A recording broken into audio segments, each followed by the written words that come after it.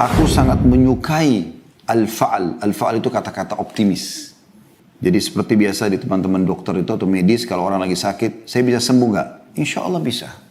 Apapun selalu kita menghubungkan bisa. Selama bukan sesuatu yang melawan sunnatullah. Assalamualaikum warahmatullahi wabarakatuh. Halo teman-teman semua. Pernahkah kita merasa hidup ini berat karena terlalu sering membayangkan hal-hal buruk yang bahkan belum terjadi? Kita merasa takut gagal, takut tidak diterima, takut tidak mampu. Padahal seorang muslim justru diajarkan untuk menjadi hamba yang optimis, yakin bahwa Allah tidak pernah meninggalkan hambanya. Hari ini insya Allah kita akan belajar tentang betapa dahsyatnya sifat optimis dalam Islam. Sebuah sikap yang membuat hidup kita lebih ringan, hati lebih lapang, dan langkah lebih mantap. Kita akan belajar bersama Ustadz Khalid Basalamah bagaimana Islam menanamkan optimisme melalui ayat, hadis, dan teladan dari para sahabat. Inilah penjelasan dari Ustadz Khalid Basalamah tentang optimisme dalam kehidupan seorang muslim. Perlu kita garis bawahi bahwasanya optimis salah satu pilar dari pilar-pilar Islam. Jadi seorang muslim wajib mengetahui kalau mereka selalu berada di atas sebuah pilar bangunan yang kuat, yaitu optimis. Dan itu ajaran dalam agama kita. Imam Adz-Dzahabi rahimahullah memasukkan putus asa dari rahmat Allah atau pesimis itu bagian daripada dosa besar. Allah subhanahu wa ta'ala rahmatnya sangat luas. Salah satu sifat Allah subhanahu wa ta'ala adalah rahmatnya mengalahkan murkahnya. Sebagaimana dijelaskan dalam hadis qudsi. Ya. Artinya Allah subhanahu wa ta'ala memberikan kesempatan kita agar selalu optimis. Sebesar apapun dosa yang kita lakukan, sebanyak apapun yang sudah kita langgar, selama kita ingin kembali, atau bahasa agama kita taubat di jalan Allah, Allah akan terima. Bahkan dalam hadis Bukhari dikatakan, Allah sangat gembira dengan taubat hamba-hambanya. Jadi ada penekanan tentang masalah pentingnya optimisme dalam Islam. Dan ini akan lebih panjang lebar kita bahas pada kesempatan ini insya Allah. Di pembukaan ini teman-teman sekalian kita bisa merenungi sabda Nabi SAW. Beliau mengatakan, la adwa wa la tiyara wa yu'jibuni al-fa'al. Artinya, ketahuilah tidak ada penyakit yang menular sendiri dan tidak ada kesialan. Serta aku sangat menyukai al-fa'al. Al-fa'al itu kata-kata optimis. Ya. Jadi seperti biasa di teman-teman dokter itu atau medis, kalau orang lagi sakit, saya bisa sembuh nggak? Insya Allah bisa. Ya. Apapun selalu kita menghubungkan bisa. Selama bukan sesuatu yang melawan sunnatullah.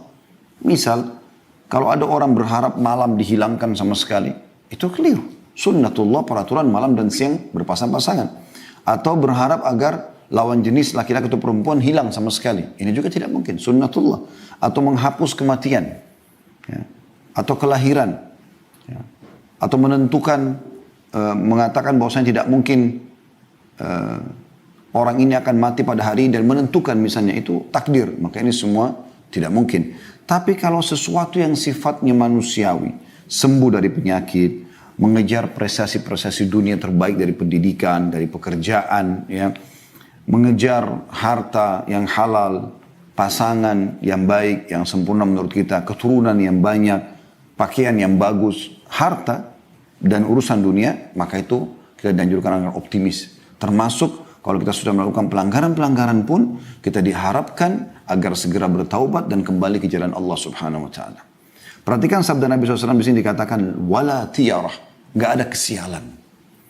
Nah ini seringkali orang menghilangkan atau merobohkan pilar optimisme dalam hidupnya karena menganggap sial. Misal, mobilnya mogok tiba-tiba, sial nih mobil. Padahal sebenarnya tidak ada sial.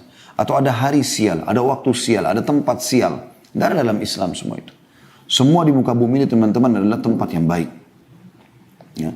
Bahkan Nabi SAW mengatakan, innama ju'ila li ardhan masjidan wa tahura. Allah telah jadikan untuk bumi ini semuanya suci. Dasarnya. Dan bisa jadi masjid untuk sholat.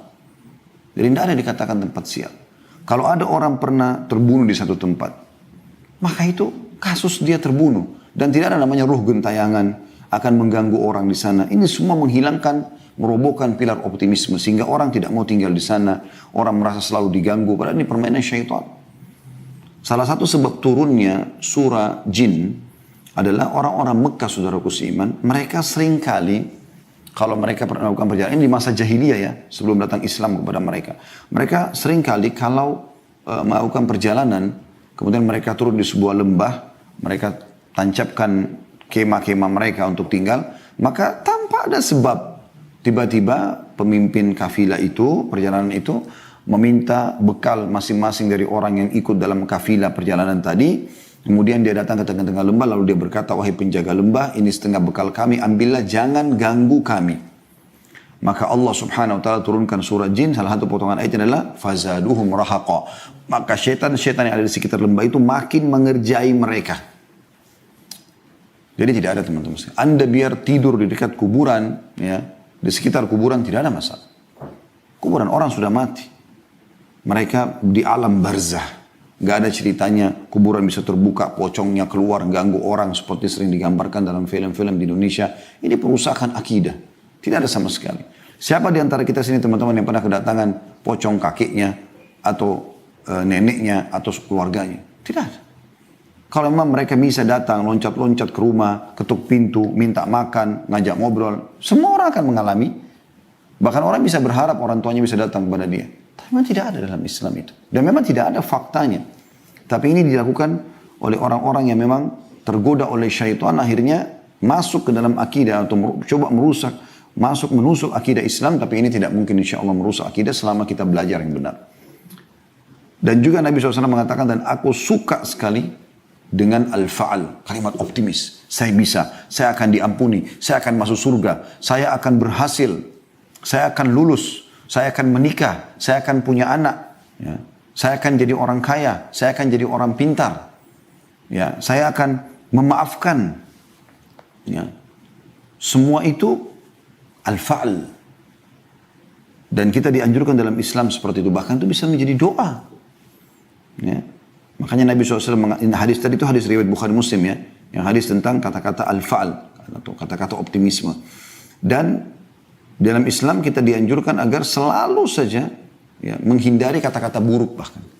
Kata Nabi SAW, jangan kalian pernah ucapkan kata-kata buruk yang bisa jadi doa buruk untuk diri kalian, harta kalian, dan juga keluarga kalian yang bisa saja malaikat lewat mengaminkan dan terjadilah. Misal ada suami istri mengatakan, saya nyesal nikah sama kamu. Ada orang tua mengatakan pada anaknya, menyesal saya melahirkan kamu misalnya. Menyesal saya punya anak seperti kamu. Maka bisa jadi kalimat buruk. Dan itu bisa saja anaknya justru jadi nakal gara-gara kata-kata itu. Atau dia lihat dirinya di kaca, dia mengatakan, saya kok jelek sekali ya. Akhirnya dia selalu memandang dirinya jelek. Padahal sebenarnya sejelek apapun dia dalam pandangan manusia, tetap dia ciptaan Allah subhanahu wa ta'ala. Tetap ada kesempurnaan ciptaan di situ. Allah mengatakan, fi ahsani taqwim, kami ciptakan manusia dengan sesempurna mungkin. Alhamdulillah, begitu dalam dan menenangkan pembahasan kita hari ini. Dari apa yang Ustadz sampaikan, kita belajar bahwa optimis adalah bukti iman. Karena seseorang yang yakin kepada Allah tidak mungkin menyerah sebelum berusaha. Optimis itu membuat hati menjadi lapang. Karena kita percaya bahwa apapun hasilnya, semua berada dalam kendali Allah yang maha bijaksana.